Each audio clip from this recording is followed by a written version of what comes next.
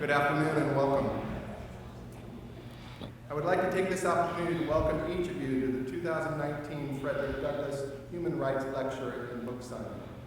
I am Brian Clarkson, the Interim Dean for the College of Arts and Science, and I'm honored you are here in celebration of our Black History Month co-curricular offerings. Frederick Douglass was a prominent activist, author, public speaker, and is regarded as a leader of the abolitionist movement and a strong advocate for equality and human rights. Mr. Douglass spent the first 20 years of his life as a slave in Maryland before escaping in 1838 to New York, where he married Anna Murray. The couple settled in New Bedford, Massachusetts, raising 5 children. It is in New Bedford that Douglass began attending meetings of the abolitionist movement, quickly emerging as a leader. In 1845, Douglass published the first of 5 autobiographies, Narrative of a Life of Frederick Douglass, an American Slave, chronicling his life in slavery through his escape. Later that year, he began what would become a 2-year trip through Ireland and England. It is on this trip that Douglass noted, "What is to be thought of a nation boasting of its liberty, boasting of its humanity, boasting of its Christianity, boasting of its love of justice and purity, and yet having within its own borders 3 millions of persons denied the law and right of legal marriage?" In revisiting the London reception speech, I was humbled by the prescient wisdom Frederick Douglass possessed of ongoing struggles and injustices in the United States nearly 170 years later.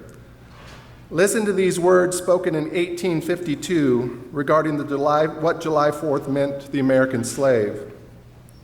"What to the American slave is your July 4th?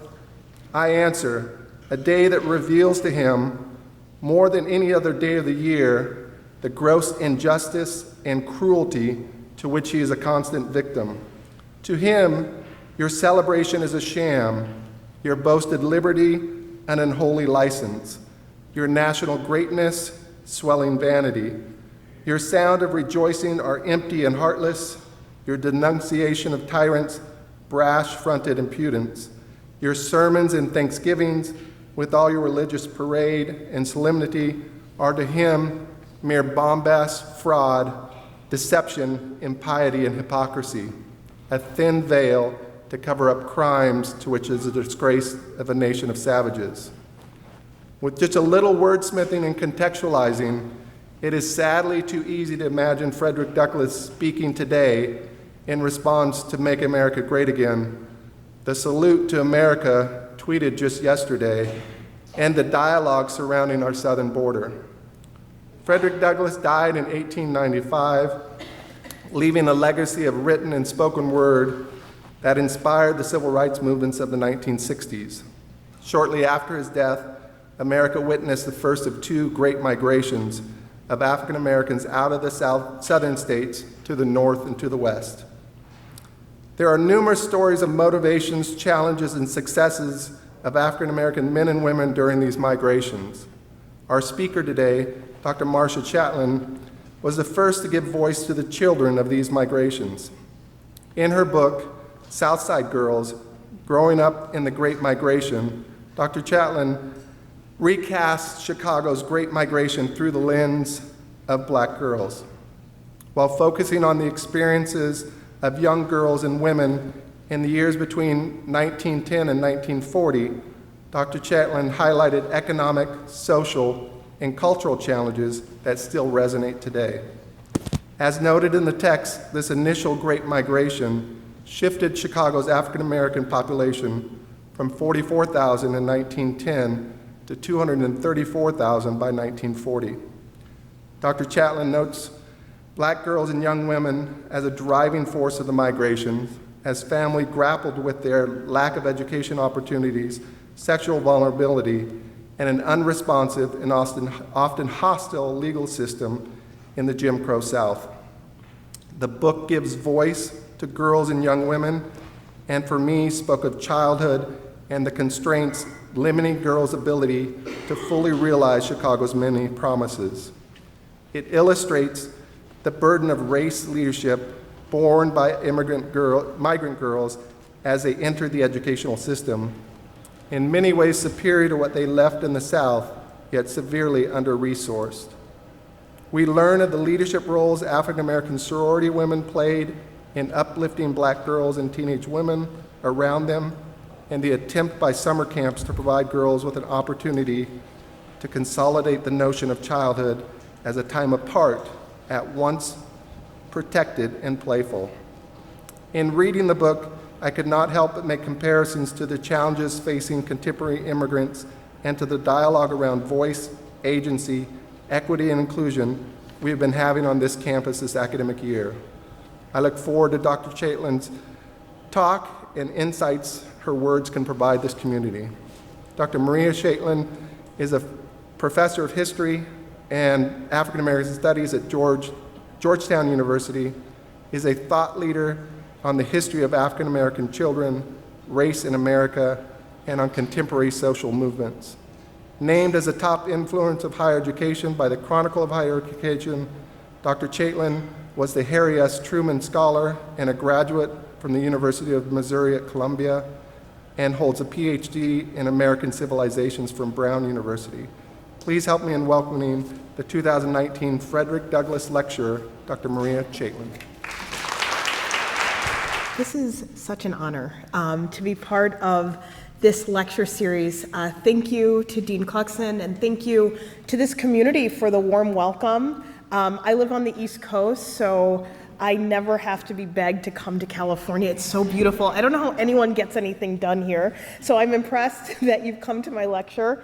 I just want to make sure I'm keeping time so I don't bore you. But I just come here in a deep spirit of gratitude. Gratitude for the opportunity to talk to you about my research, gratitude to have the opportunity to spend time with college students who are on a path to discern who they want to be in the world, and gratitude for the opportunities that higher education opened up for me. I'm from a working class immigrant family in Chicago, and for most of my life growing up, most adults that I knew had work that they needed to supply the things that they needed for their families and their communities. People talked about work as a burden, work as a chore, work as sometimes as a source of humiliation, work as a source of stress. And so because of their hard work, I think of my work as a source of joy, a place in which I can realize the things that are most important to me, and really a pathway to hearing the stories of people who are different than me and telling stories that had previously been untold. And so I come here every time I do one of these lectures, every time I actually look at a book that I wrote, I think about the distance that I've traveled personally, as well as my family and members of my community. And so I think it's always important to acknowledge that. The other thing I like to always mention when I do talks is that when you have a speaker come to your campus, they always talk about their accomplishments, and no one ever says, boy, they really messed up the following things. And I often like to say that all of the successes that you might read about in the flyer about this lecture about me, or read something online, for each one of those successes, there were no less than 2, probably closer to 3 failures. And so there were fellowships that were never awarded. There were classes in which I received a C. There was a lot of crying, deadlines I missed, and then more crying, relationships in which I got dumped. All of that is to say that in order to build ourselves, we just have to try and try again. And I think that that is the lesson that I've learned throughout my life that I try to communicate with students. So today, for this lecture, I'm going to tell you a little bit about my research on African American girls and young women during the Great Migration in Chicago, my hometown. And I also think it's particularly fitting that this lecture is named for Frederick Douglass, because if you ever have the pleasure of reading his narratives about his time in slavery, it includes a trope that is very common in the slave narrative. And it often talks about how, as a child, the enslaved doesn't know their condition. And so if we think about the system of slavery, why it was so terrible for the human soul was that children were born into a state of being unfree. And as they developed within the slaveholding household, they sometimes were playmates, sometimes companions to the children of the families that owned them, or that the children that they played next to were the people who would grow up to own them. And so Frederick Douglass talks about the experiences with his mother. He talks about a kind of protected childhood. And then there's this critical moment in which he fully understands that he is not like the white children in the slaveholding household. He is unfree. And for me, I think the reason why I'm so drawn to children's history is because I'm always moved by the experiences of people who feel particularly vulnerable and feel like their options are limited. I often tell my students when I think about children, I think about when families take their kids to IKEA and how scary that is. Does everyone know what IKEA is? It's a kind of Swedish-based fast furniture concept. Okay, so if you can think about an IKEA is maybe 1 million square feet, right? And there's 2 million people in it. And here is like a 4-year-old in this place. And everything is so much bigger than them. And there's all of these people walking around, and there's all of these sounds. And so most 4-year-olds in IKEA just kind of collapse to the ground and start crying because they can't make sense of all the things that are around them. And for me, when I think about writing about people who have to make sense of environments and changes that are nonsensical and they have no reference point, this is the place where I think we can learn the most about the human experience. And for me, I was really drawn to the experiences of girls and young women during a period of time in which there was a tremendous amount of pressure for them to be something for their families, whether it was wage earners, whether it was representations of their family's best efforts, whether it was hope for the future. What did it mean for girls to have this kind of pressure? I was telling a class earlier today, they were asking about kind of how you go down the path of research. And so I wrote a book about African American girls in Chicago's Great Migration to make sense of my own upbringing in Chicago in the 1990s. Often historians write about the past to sort out things in the present. And this was very much the case for me because as a girl growing up in Chicago in the 80s and 90s, I would hear a lot of stories about crises in Black America, whether it's the crisis of gang violence, the crisis of being entangled in the selling or use of drugs, whether it was the dropout crisis. Every night on the news or on television talk shows, someone was concerned about African American young people. But when they talked about African American youth, they actually meant boys. And so I think that in the 1990s, every problem was about things that were happening to boys and how communities needed to invest in boys in order to solve problems. And as a young girl who was kind of growing into a feminist consciousness, that really concerned me. And so in 1995, when the head of the Nation of Islam, Louis Farrakhan, gathered African American men from around the country for the Million Man March, he said it would be a day for atonement and reflection for African American men to become better fathers and leaders of their community. And for many girls and young women, when I was growing up, we weren't sure what to make of this. What did it mean for an event that was oriented to saving Black America to focus only on men? And what did it mean to have an issue with it? And what did it mean to support it? And this was a lingering thought in my head as I entered graduate school and thought about what I wanted to write. And so I developed the idea for Southside Girls. And I want to start with the cover of the book because it's fantastic. This is a photograph from Wayne Miller. Wayne Miller was a white photographer who received a Guggenheim Fellowship to go to Chicago's South Side to capture everyday life. And he took this picture in 1947 of this African-American girl in a classic Chicago apartment building complex, a back stoop. For those of you in the Midwest, you know what I talk about. And so you see her posing, looking at the camera, and I think that the slightly pained expression on her face and the fact that she's looking at a fashion magazine really captures the complexity of the migration experience for many African American girls. People often ask me about her shoes and her fashionable shoes and her fashionable outfit. And so you see that she is definitely enjoying some of the possibilities of the African American consumer marketplace. She's fashionable, she's looking at a fashion magazine, but the look on her face isn't entirely clear how much of this is thrilling or enjoyable for her. And for me, it's important to write history not only about the heroes and the people who we say had a triumphant passage from either slavery to freedom or in the process of securing civil rights. I really like the history of people who have mixed emotions, because I think that mirrors the reality of our own lives. Sometimes opportunity comes at a very high price. Sometimes the next thing that we pursue brings us a lot of joy, but can also trigger feelings of uncertainty. And so I wanted to capture the mixed emotions of the Great Migration. And so the first part of my book looks at the experiences of girls who migrated to Chicago and found themselves orphaned or abandoned. And so I did research on a woman named Amanda Berry Smith. And she was a member of the African Methodist and Episcopal Church. And she was actually a great evangelist who traveled all over the world, testifying about her own conversion to Christianity, as well as singing songs.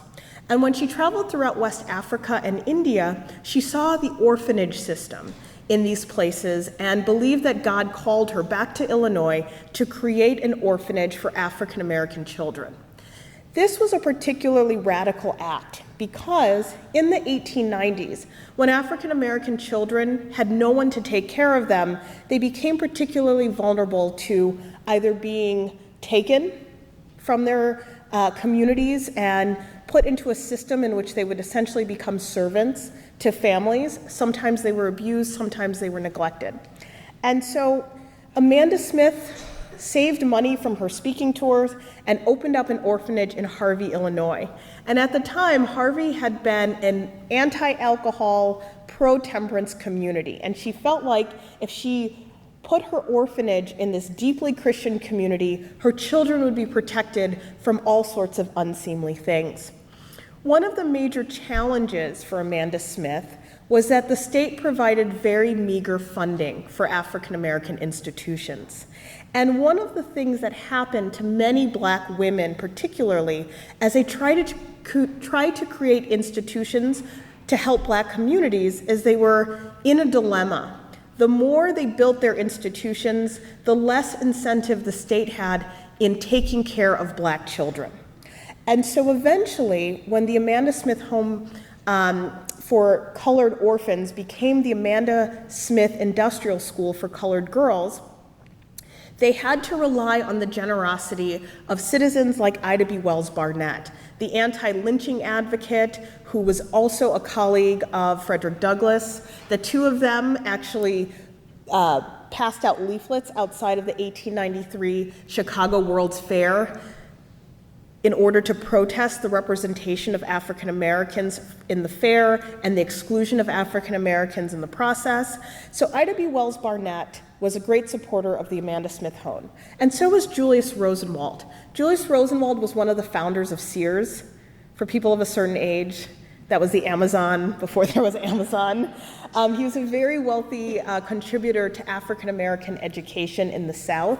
If you drive along some of the kind of rural routes of the Deep South, you see signs commemorating Rosenwald schools. But he was also a philanthropist in Chicago. And they had an argument about what was best for Black children. Julius Rosenwald believed that orphanages were an outmoded system and that what African Americans needed to do was to promote adoption. And Ida B. Wells Barnett said, we don't need outsiders coming into our communities telling us how to take care of our girls. We know what is best. And the reason why I highlight these debates is that it's so interesting in an age where we think about child welfare, the best interests of children, the institutionalization of children, how deep these debates go in the past. I think that our recent conversation about unaccompanied minors at the border also is evocative of these conversations about how do we keep children who are often marginalized, who are often vilified because of who they are and where they come from, how do we keep them safe and protect them? One of the reasons why the Amanda Smith Home was so important was because so many organizations were segregated or barred African American children from their facilities. And they each had policies on this. Salvation Army of Chicago would say, we can have black and white infants in the same facility, but once they get a certain age, they have to leave. Institutions like the Park Ridge School for Girls, which was a place where girls who had broken the law were committed. Sometimes African American girls were sent to institutions like this, not because they broke laws, but because they were poor and there was nowhere for them to go. The Illinois State Training School for Girls was another place where girls found themselves, not because they had committed crimes, but simply because they were poor. And so the criminalization of poor children, the types of issues we talk about today when we think about school discipline policies, they have deep origins in the 19th century. And one of the things that I want to make really clear through my research is that a lot of the issues we find today about the racial disparity in the criminal justice system, a lot of that was arranged around the fact that so many African Americans were leaving the Deep South and going into northern cities, and their children were also vulnerable to these types of punishment. For many African Americans, when they migrated from the Deep South to the North, they left because the conditions around racial violence, the lack of economic opportunities and educational opportunities for their children were too overwhelming. And in my book, I talk about the parents who were concerned about what would happen to their daughters if they stayed in the South. For some families that depended on the labor of their daughters to financially float them, there was a practice of taking an 8 or 9-year-old girl, sending her away for the summer to work in a white family's home to teach her how to be a maid, in anticipation that when she turned 10 or 11 or 12, she would be a full-time domestic. For those of you who have siblings or family members or people you care about at 8 or 9 years old, the idea of sending a child away for these purposes is particularly shocking. And for many African American families, they did not want to participate in this kind of system. So when they heard that there were better economic opportunities in the North, they seized on them. And one of the things that I want to capture in my research is the ways that parents made these decisions because they wanted to protect their daughters from sexual violence, because they imagined that their daughters, through education and through economic opportunities, could lead the way forward for African American people. But the realities of the North and the dreams of the North were vastly different. So for African Americans living in the Deep South on plantation-like conditions, they might have had a small plot of land or a modest shack. And they imagined when they moved up north, something would be better. And they found themselves in homes like the Chicago kitchenettes, which were apartments that may have been designed for 3 people that were cut into sections for 10 people. These overcrowded, segregated housing conditions also made families so unsafe because they were susceptible to house fires. And so again, one of the things that I try to capture in my book are the voices of girls who are deeply disappointed and surprised that the experiences in the North mirrored some of the disparities in the South. One big factor in the migration in northern cities was the church. And African American churches often organized to welcome people from the South to the city. Now, some churches did not like the presence of Southerners in their city. They felt like they had taken up too much space. They were loud, they were country, they didn't know how to adapt to the city. And so the ways that we talk about assimilation and the politics of fitting in today, very much those conversations were happening during the Great Migration. So churches like the Olivet Baptist Church in Chicago believed it was their mission to welcome the stranger. And so they accommodated African American migrants by sending social workers to homes and setting up programs for children and families so that they could come into this new city best prepared to stay.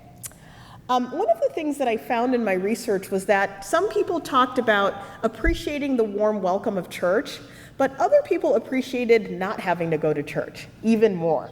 And one of the things that occurs to African Americans after migration is that in some southern cities, the only activities that they could participate in without fear of white violence was church. So people would go to church on Sunday for worship, Wednesday for Bible study, and maybe socialize in church. But when they got to Chicago, they found a vibrant community of businesses that catered to Black people. So maybe you skipped church on Sunday because you were at the Regal Theater on Saturday. Maybe you didn't spend so much time praying because you could go to a jazz club and drink whiskey. And this new social life became particularly troublesome for some families because they felt like the North had had a negative influence on who they were. In my book, I talk about girls' experience of worship and going to church. I also talk about a phenomenon people called New Negro cults, and these were new religious groups that said that African Americans didn't have to become Christians, that they could explore their own religious identities. And they often brought in families and had a different vision of African American girlhood.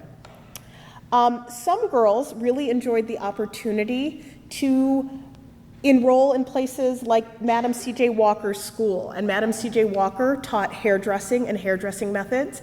And one of the things that people often point to in the history of Madam C.J. Walker is she was one of the first African American women millionaires. But one of the things that's really important to know is she trained an army of Black women to be able to create their own economic opportunities. And many girls found this a fascinating opportunity in the city. For the girls who were academically eligible, they were able to go to high school. And this was a very big deal because it wasn't really until, let's say, the 1940s or 50s that African Americans in the South actually had high schools for their children to attend.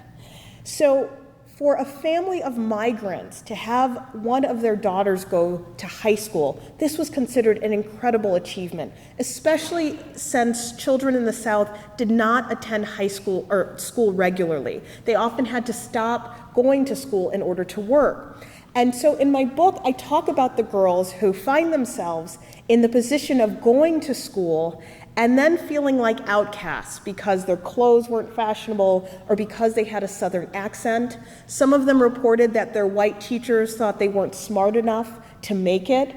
And again, a lot of our conversations we have about the importance of education being sensitive and culturally relevant, these are not new conversations. The African American migration put a lot of these issues front and center as part of an agenda of civil rights that would be fully articulated in the 1940s and 50s. I also talk about the importance of African American women's sororities to inspire girls to think about their careers and their various pathways.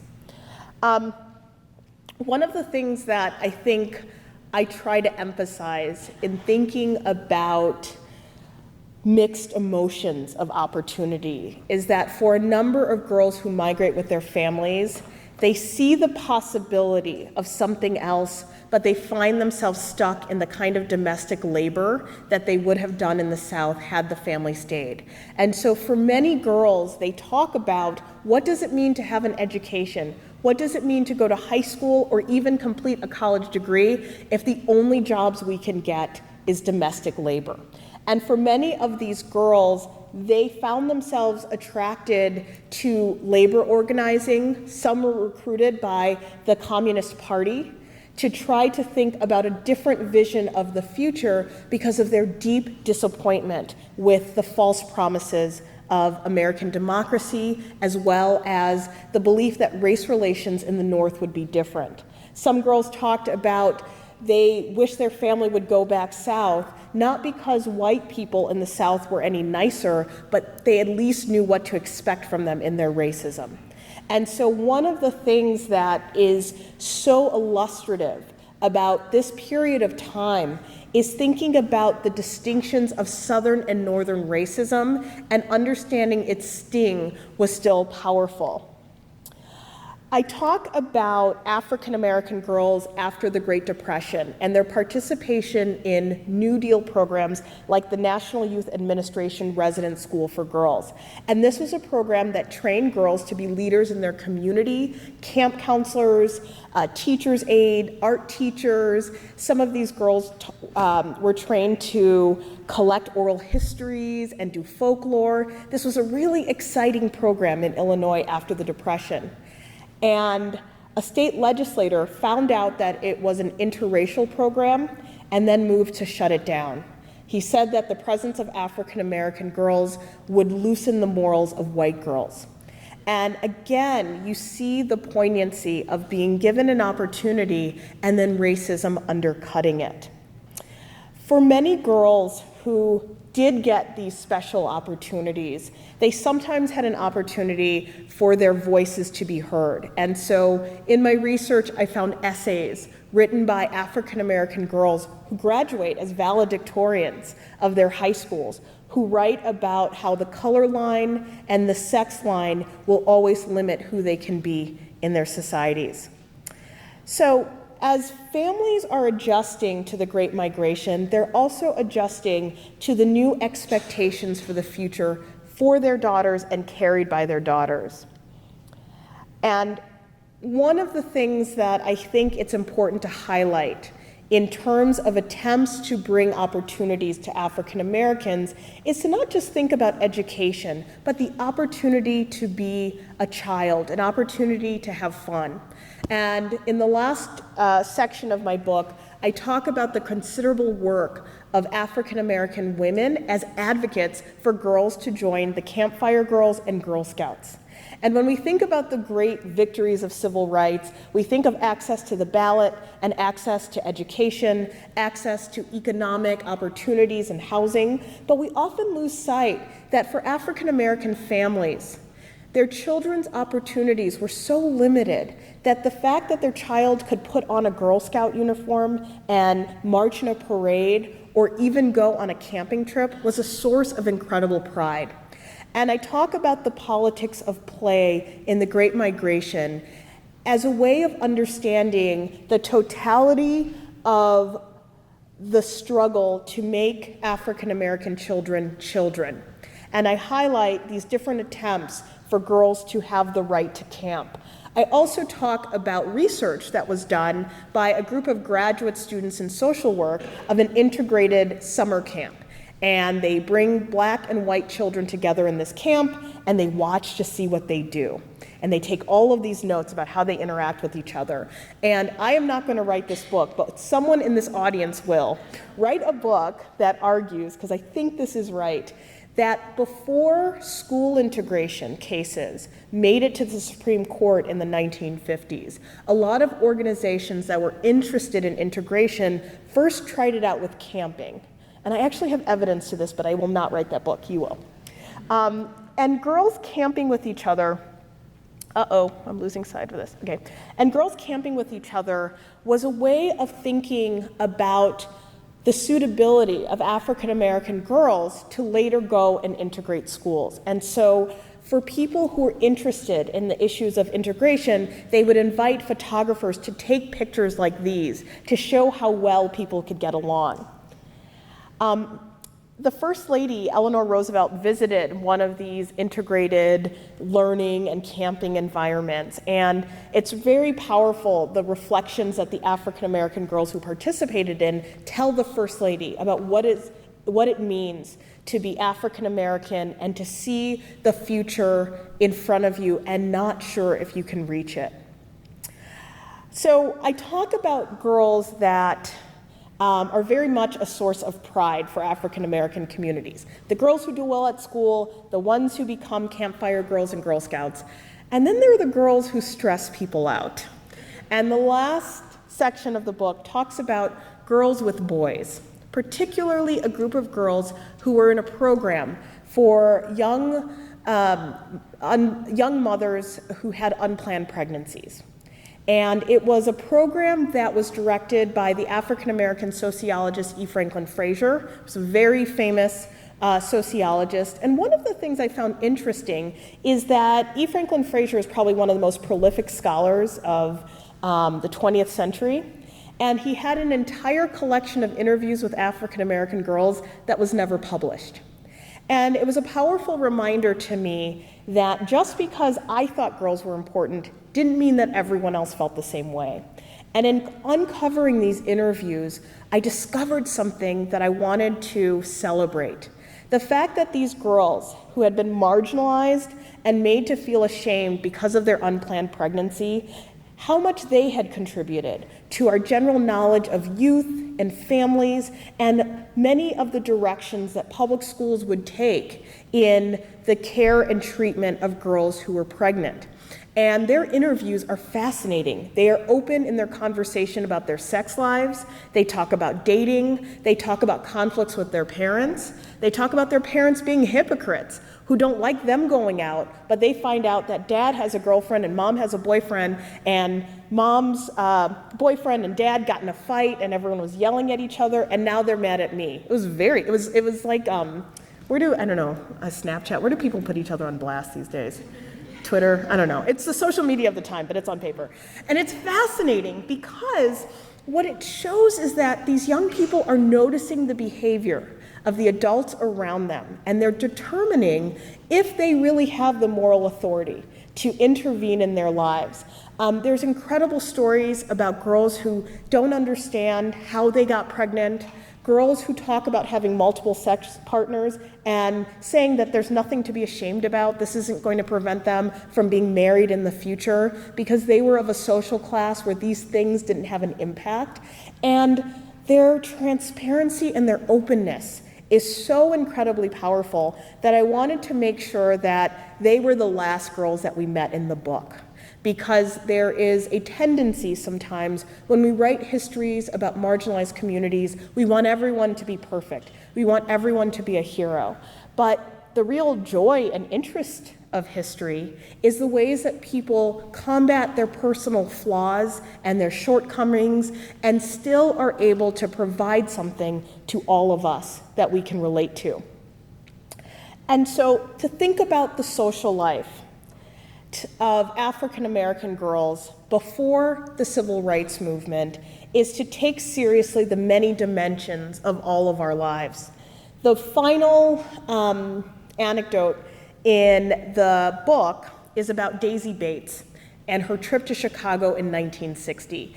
Daisy Bates was the representative of the 9 African American children who integrated Little Rock Central High School in 1957. If you've ever seen a film about the Civil Rights Movement, you've probably seen that historic footage of the mob of people who are surrounding this high school and the 9 brave souls who are trying to integrate the school, not only to advance themselves, but to advance a larger cause.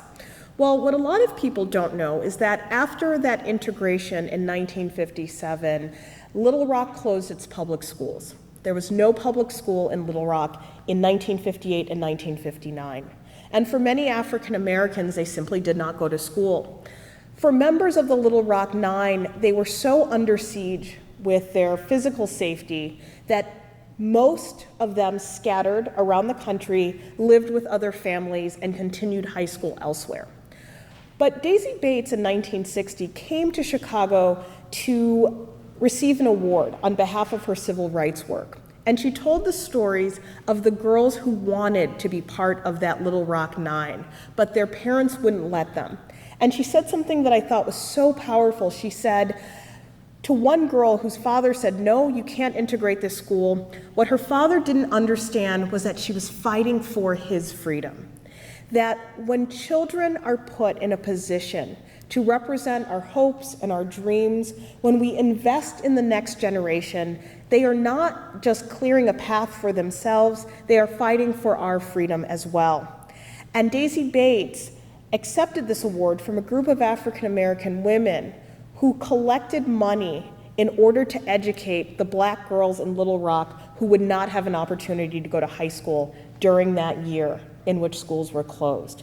And so in ending the story there, I hope that people can open their frame about what civil rights means in big ways and in small ways.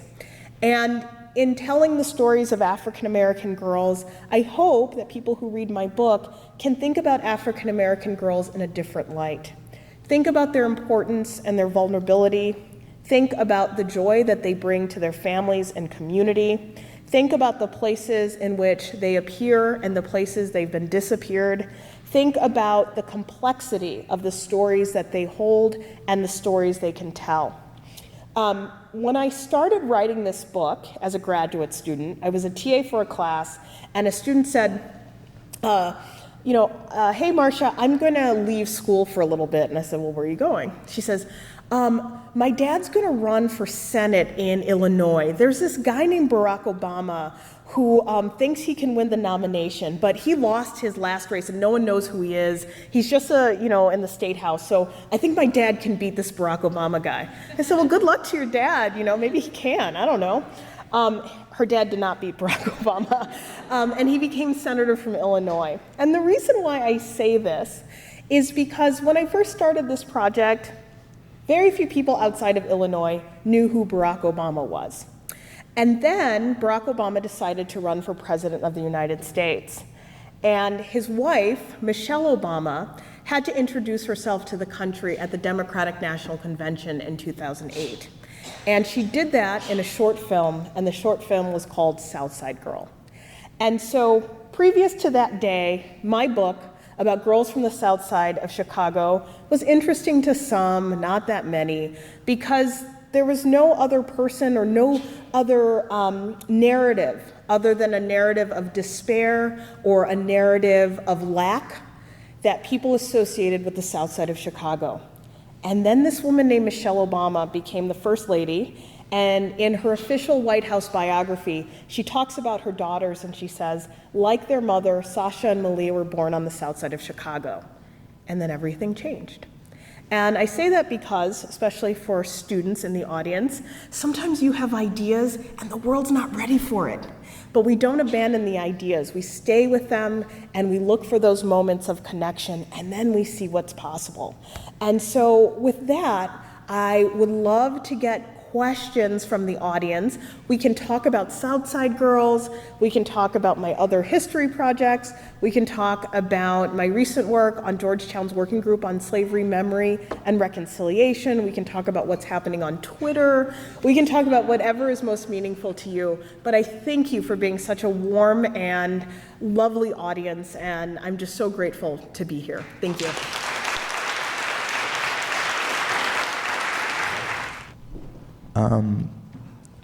So, in terms of the success of integration, do you think the integration movement, as we say it and validate it as being very successful, do you think it has been historically successful for African Americans? So this is an excellent question. So there are two things that I've learned as a historian. When people ask what's your job as a historian, I'm like, it's about to judge people in the past and have a bad attitude about it. That's me on my worst day, right? I love to judge people in the past because I know what happened and they don't. And I think we have to be really careful about that. I try to be really thoughtful about that. So when someone writes in 1950, by the year 2000, the problems of race will be over. And we will live in a society that fully realizes the hope of democracy. It's easy to laugh and say, gosh, why would someone in 1950 write something so naive? Well, we know because we're in 2019. But I think about people like Frederick Douglass, like Martin Luther King, like Congressman John Lewis, who's still with us, who saw rapid change in a very short period of time, and that they could imagine that we could eradicate the problems of racism in a relatively short time. I think what we found was two things. One is that sometimes we didn't realize just how deeply structural some of these barriers were. And so for people who are fighting for school integration, what a lofty goal. But it's hard to realize how deeply the structure of white supremacy structured the whole educational system. So integrating it would make very little impact. The second thing I think when we look at civil rights history is that in the United States, we never gave it a chance. That every attempt to truly democratize our institutions was cut off immediately after it started, right? So the Supreme Court makes a ruling in 1954, and there's an attempt, and what's the reaction? Oh, we're gonna close schools. We're gonna close schools for a year in Little Rock. We're gonna close schools up to 3 to 4 years in some parts of Virginia. We're just gonna close schools. Well, we never gave it a chance. And so integration has not been successful because we never allowed the experiment to truly show what's possible. And I think what we have right now is this kind of tension where on one hand we'll say, well, we know that it doesn't work. It's like, well, we don't know anything. I think about school busing in the 1970s, and that had such a short time to see what was possible. And we saw some really good gains. And what happened? People organized against it, and the Supreme Court validated it. So I am 39 years old. It is unusual for me to meet students who went to truly integrated schools. That's so unusual. There are people who are a few years older than me who went to schools that were truly integrated, and their parents didn't. And so there's a small generation that saw what was possible, and they are now raising kids who don't have the options of going to those types of schools. And so I think the door opens and then it closes so fast, and then we tell ourselves a fiction, it never worked, see, it was a failure. So I think that this is how this happens. You mentioned that there was hope involved, where they believe that in 50 years everything will be fixed. In our current society, and I feel like the people who are growing up right now, there's a lack of hope and a lack of belief in the change. Is that necessary to make change happen, and how do we create that again? So some of my friends are like, you don't need hope, you just need to do the work. And I'm like, but how are you supposed to wake up in the morning? So the worst class I ever taught of my entire life was on, I believe, November 10th, 2016. It was the day after the election, and it was a rough one for a lot of my students because they are from communities that are most vulnerable to the rhetoric that emerged in the 2016 election and the policies that have come for it. And that was not a good class. I showed up, I said, we don't really have to have class today, and they all showed up. And they were all looking at me, and I'm looking at them. And I think that what has happened in this country as of late is not just about whether we can point to something that can engender feelings of hope, but I think it's been a deep unmasking of a deep unkindness that we've had other things to kind of mediate it, right? So everything has changed and nothing has changed. And I have no answers, but this is what I do say. I say this to my students at the end of every semester. I do not know what will happen. And this is something, as a historian, we get very smug. We say, well, if you just look at 1895, you'll know what happens. That's not true. We can't predict the future. We can observe patterns. So I do not know what will happen as a result of this political moment, but this is what I tell my students. I know that we have each other, and that feels very cheesy, but in my experience, the strength of our communities is where this hope happens. That the rising levels of surveillance and violence, they are not new to some communities, but I think what we have is an incredible reminder of the strength of us together versus apart. And I think that I am most grateful that I'm in the field that I am in this time, because what I see is a strengthening of community each and every day. The students show up to class and we try to do something together. And so I think that it may not be hope, but what it is perhaps a mirror of our capacity to care for each other. And I think that's worth a lot in this particular moment where there is an externalization of suffering that for many people who could use various veneers to avoid it, it's all been unmasked. Hi. Hi. So we know you're the person that coined the term Ferguson Syllabus to educate people about why the Ferguson riots during 2015, they actually took place.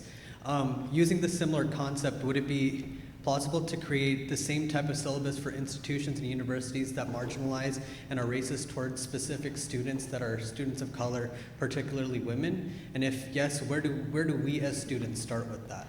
So I'm a big fan of popular education, and when I did Ferguson Syllabus, it was a response to a number of things. Actually, that summer, so I didn't even have a smartphone before that. I was like a late adopter because I hate gadgets.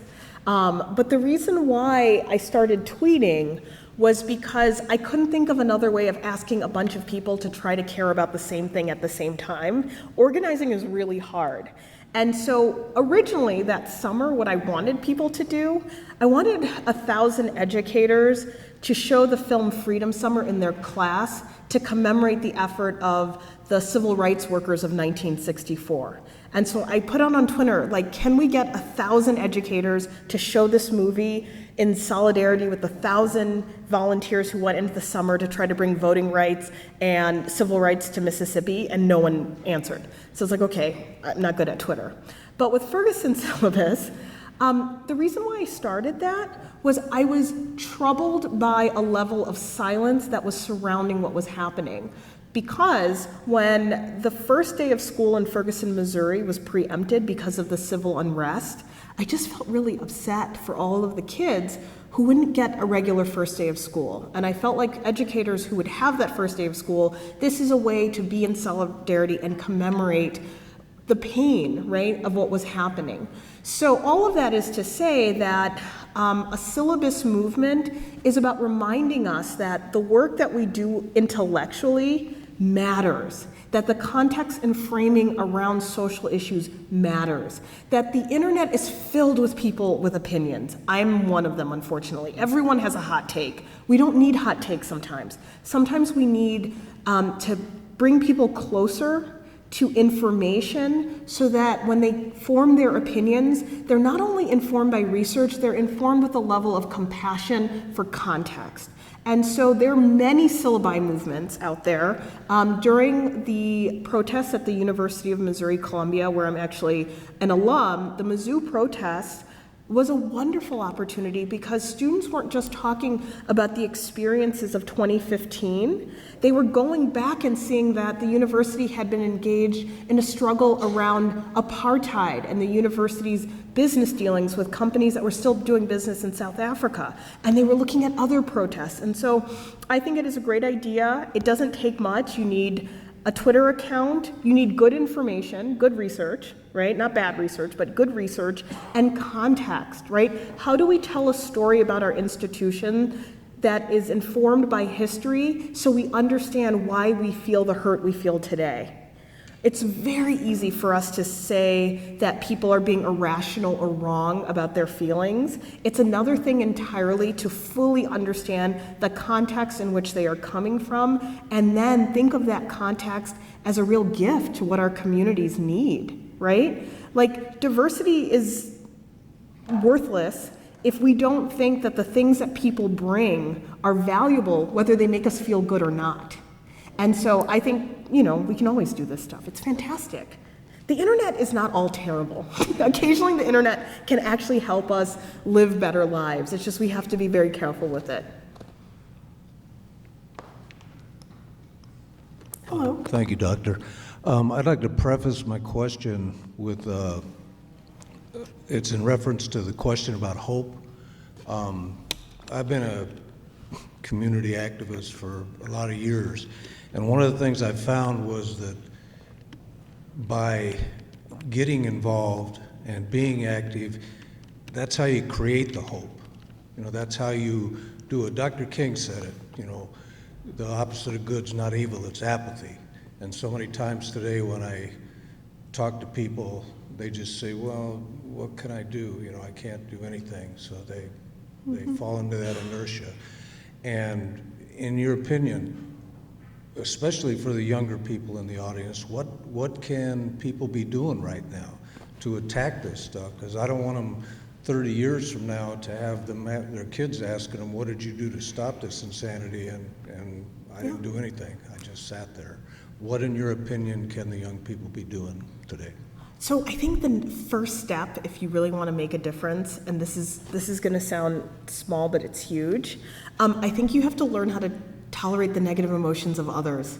I'm clearly married to a psychologist, if in case you were wondering, but this is something that my husband taught me that blew my mind. He said the reason why we get stuck and we can't make change together is because when someone else is in pain, we can't tolerate it.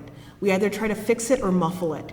And this is why I think there's sometimes often a lot of breakdown in these attempts to have these kind of multiracial, multicultural, multi-ethnic, really anti-racist environments, is that the second a person is harmed, and maybe that we've done the harm, we freak out and we step back. So the first thing is like sit next to a crying person and sit with that. If you can do that, you are the leader of the next movement. Because 99% of people can't do that, right? So being comfortable with the complex emotion, the historical trauma of others, the communities you're in and the communities you're outside of, that's the first step. That's a lifelong journey. The second step is political education. Being really clear on what we can do. I also have an idea. No one is going to do it, but here's an idea in case someone wants to do something. I think that there should be a grassroots progressive movement to run candidates for Secretary of State of every state because you control the voting protocols. You saw the miscarriage of justice that happened in Georgia and the voter fraud that's happening in North Carolina. Can you imagine if we created a movement in which we created political education about the power of who controls the vote and a state-by-state issue? We get our resources together, and then we run candidates for Secretary of State, something that very few people are actually engaged in when they vote on, but you just get enough people to vote for you, and then you are striking down voter ID provisions, you're getting good, reliable ballots, you're making people feel like they have a stake in the system, and some people will find this idea incredibly boring, but some people will find this idea incredibly alluring because it's accessible. So the way that we build real capacity for change is we present a buffet of entry points. We present the person who thinks that this is great, and maybe it's just me, maybe I do it by myself, and we do research on those laws. And then there's the person who's going to collect the money, and then the person who's going to do the campaign to make this seem interesting. I think the danger in having a glorified view of civil rights is a belief that you have to be as thoughtful, passionate, intellectually sound, and as oratorically talented as Martin Luther King, or you are worth nothing. And the beautiful shift in civil rights history, in the history of teaching about all of the various people who make movements, is that we can now connect to the various models. So we give people very specific tasks, we work with their talents, we cultivate the leadership of all people, and then we see change happen. We always need wins, so we can actually create small steps so that we can build upon those wins. I think that this political turn in the country has made a lot of people feel defeated, and I understand that. And the real challenge of leadership is to create new structures so we can have some wins. Who's excited about running for Secretary of State? I've been testing out this thing. It's in development. First of all, on behalf of the entire university, we want to thank you for coming here today. Amazing. Wow. And I think that many of us want to stay connected with you. We want to stay connected with your message, and we want to continue to hear from you. So at lunch today, you were talking about your podcasts and ways that we can continue to learn from you. Can you share that with us? Yeah, so I'm always talking about stuff. You can follow me on Twitter, that's where it all goes down. But I did 2 seasons of a show called Office Hours, a podcast, and it's on iTunes or wherever podcasts are found. And the whole point of it was because this was around the time of the University of Missouri protests and all of these different protests on campus around race. And one of the things I thought was really interesting, even in my own institution, is I would know all of these students really well. These incredible students of color, these first-gen low-income students, and they were amazing people. And I would talk to a colleague, I said, oh, I know that student, they're fantastic. And they say, oh, they never talk in my class, or I don't know them. I said, how do you know you don't know this student? This student is amazing. And what I realized was that students who I had connected with because of race, because of gender expression, because of their class background, they felt very unsafe in other places, and the incredible story that they had to tell wasn't being told. And so what I wanted to do with Office Hours was to mirror to other faculty how to have an appropriate connection with students, how to have a relationship as a mentor that was contingent upon students sharing what was important to them with me. So every episode is about, hey, being a student, coming from Appalachia and going to an elite school in the Northeast, coming out during college. One of the conversations is a student who is very invested in criminal justice reform, and she's a survivor of a crime, and how she shifted her focus to think about the incarceration system from that perspective. What's it like to be a student with disability? What's it like to be a student at the center of a major protest on a college campus? All of these experiences, and I wanted to show faculty what they were missing because of either their own bias or their own lack of connection with students, what they miss out on. So you can listen to Office Hours. I was also on a podcast called Undisclosed that looked at the death of Freddie Gray in 2015 at the hands of the Baltimore Police Department, and I do the history. I tell the long story of race relations in Maryland. I don't start on the day that Freddie Gray was killed. I start on the day that slavery ended in the state of Maryland. I'm also on other podcasts sometimes. I'm going to become a host on The Waves. It's a podcast about feminism and popular culture. I just do a lot of podcasting because most people don't go to college in America, and most people have access, even in places that are suffering from the digital divide, to a smartphone, and they can learn stuff from it. And I think that this is one of the kind of best ways to show how what we do in classrooms can be available to a broad audience. And then you had a question. You spoke in Dr. Brantley's class where you said you were a student activist when you were doing your undergrad. I don't know if you know right now the campus climate currently going on with the protests. What advice would you give to student activists? Because as of right now, a lot of students, myself, I'm an activist on campus, we're receiving a lot of backlash. So what advice would you give to those students so they don't feel a sort of guilt? Yes. To keep going? Yes. So my 3 tips for student activists. 1, when you confront administration about something, understand the stakes that they operate under, not just the stakes that are important to you. So when I was a student at the University of Missouri, every meeting we would say, well, at the University of Kansas, they're able to do that. And everyone would be like, what? Kansas is doing something that Missouri can't do? And when I'm at Georgetown and I want to fight for something, I say, well, you know, Duke and Harvard are able to do it. Isn't it a shame that Georgetown can't? And everyone's like, no. So institutions are always deeply insecure. And understand what institutions are aspiring to be and make it really clear, saying, you know, you're not measuring up. So I think you have to use the language of institutional competition and stakes. And I think sometimes as students, your learning is definitely part of it, but there's a whole universe of the university that the more you understand it, the more you understand the terms. When you make a list of demands within a community, you have your demands, and then you rank your demands. What are the things that are absolutely important? Where are the points of negotiation? And then sometimes the scary part is you get your demands. And now it has to happen, right? And so anytime you ask for something, have an expectation of how is this implemented? What's the commitment?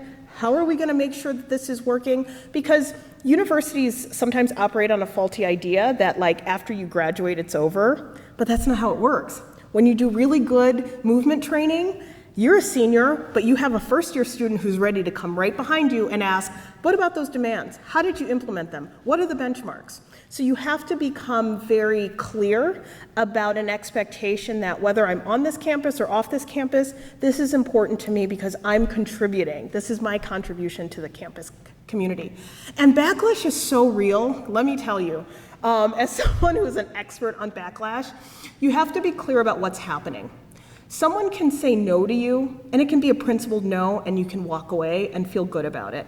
One of the things I think a lot of university leaders struggle with is how to set healthy boundaries with students that it can also be like really good learning experiences. I'll give an example from my own experience. So my students at Georgetown wanted to create a diversity requirement, and I was against it. I was against it because I was afraid that the university wouldn't fund enough professors to implement it, and it wouldn't create the change that they wanted, right? So when students said, will you support this? I said, you know, folks, I'm not for this idea, but I'm for you and your learning, so I'm gonna help you with the strategy. I'm gonna talk to you about how to get the things that are important to you done, because whether or not it passed, I want my students to learn from the things that they're doing in struggle. But I had to be clear with them that I didn't like it and that I wouldn't support it in this way, but for them, I would support them in doing anything reasonable. And it's hard sometimes because from this vantage point, you see the university in a different point. After 2014, my students were doing a lot of activism. Some were closing down highways. Some were really getting into it. I don't love this, but I love them. So I would say, okay, if you're gonna go out there, just let me know you're okay. Just like send me a text saying like you're okay and you're safe. I don't love it, but I need to respect the fact that you're growing in a political consciousness that might diverge from mine. And so I think the more we can model that with each other, the better that these moments can be. But I think the thing about backlash also is that sometimes when it's happening to you, you're most powerful when you explain what it feels like. It seems like you're disregarding me because I disagree with you on this issue. I need us to still be able to communicate. That's so hard. Like, I learned how to do this last week. But the more and more I can do that and be really clear, the less stress I feel and the less I internalize those tensions. But I'm incredibly proud of the things that I read about that students are doing, because so much of student activism today, and this is why I'm so proud of kind of your generation, is so much about being really honest and clear about the impact of institutional harm. And like, not to be one of these people like when I was your age, but I lacked the maturity as a student activist to be very clear about how some of these institutional things felt. I would often say, well, this is not fair, or these numbers are low, or this isn't justice. But to say, you know what, I feel invisible, or I feel disregarded, or I'm harmed by this culture, that's amazing. That is amazing. And, you know, these are the things that I think we're learning from a new generation and new sensibility of activism. And I just, you know, I adore you for that. So, you know, you stay in struggle, and struggle is good. It's good for everyone. I might start some stuff on my way to the airport, you know, who knows? But, you know, it's good for us. It's good for us because the last thing I'll say, take care of the community. There's nothing worse than an activist community that then starts to turn on each other because of the stress of all the backlash. So some nights when you and your friends are organizing around these issues, just watch YouTube videos, look at memes, like give yourself an opportunity to understand that life is about a lot of different feelings, and it isn't just about kind of being in struggle, it's about being in community and caring for each other, and running for Secretary of State. All right.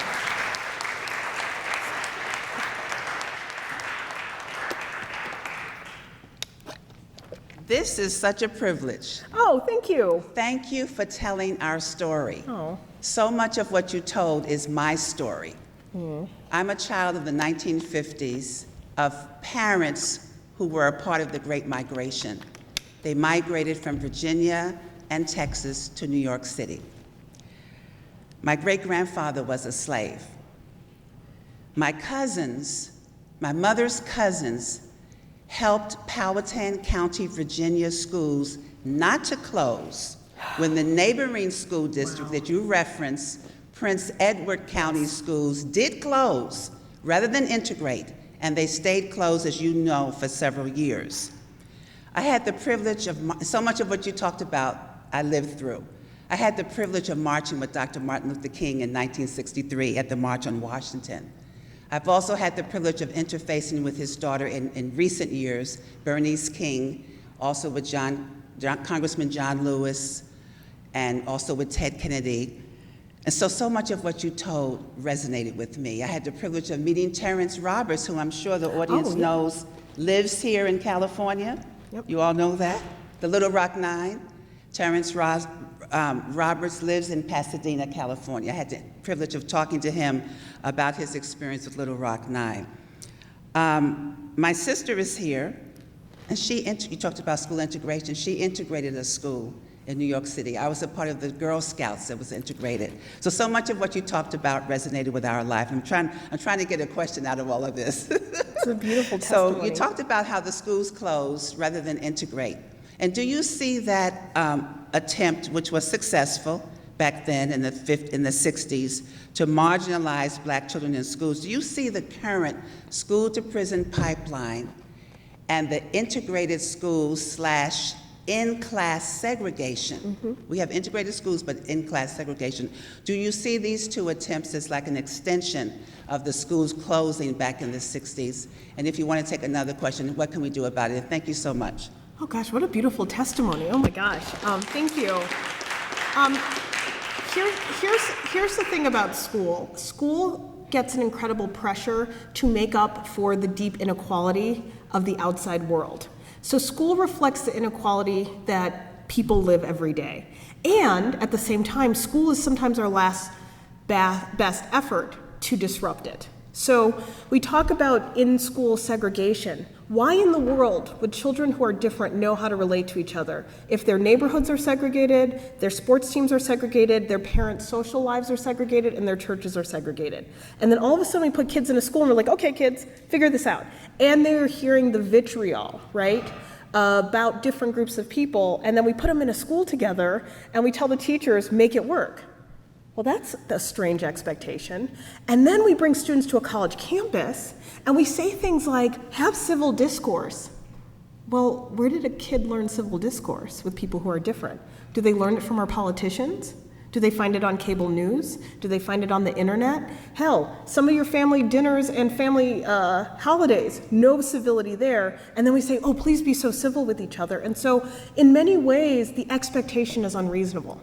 But then we also have learning, and we have the introduction of new ideas, and we have the opportunity to destabilize that it is normal to be separate and disconnected. And so it's in that tension that our schools exist, and so our schools mirror the very strategies and tactics that are used in the outside world to separate people. So overuse of policing to keep people who are different from each other and mediate conflict, segregation by economic standing, right? Some people live in nicer homes than others, and then we say, well, some people just try harder than others. Honors classes, AP classes, the IB programs, magnet schools, charter schools, all of these are just mirrors of strategies that are used in residential world, in social world, right? So, of course, schools are going to reflect the sickness in the larger culture. The reason why schools become so sensitive is because there's a clear understanding that if a child shifts their perspective about what's wrong in the outside world, they're going to be a problem. They're going to be disruptive. And so schools are always kind of in that tension point. And so I do see, a straight line between our inability to realize justice in all of our institutions and the ways we train children to normalize injustice so they can play it out in the outside world. And so this is why I'm so grateful to a generation of people who came up through the civil rights movement. And after they left movement activity, they became college professors. They wrote books about the experience of struggle, and they started to kind of shape the consciousness of educators to teach in a different modality. And so while I can criticize schools all I want, I also know that schools are sometimes our only lifeline to reprogramming our brains toward justice. And this is where I think we have to be very critical and very resistant towards people who write off colleges and universities. It's a waste of money, it's a waste of time. Or even worse, we'll say that the liberalism of the academy, which is also a falsehood, is undermining the strength of the democracy. We are at a point that people across the ideological spectrum have such a lack of respect for what we do in higher education that they think that their children may be better off without us. And at the same time, this is sometimes the only place where young people see that another world is possible. So we have to stay very vigilant against that.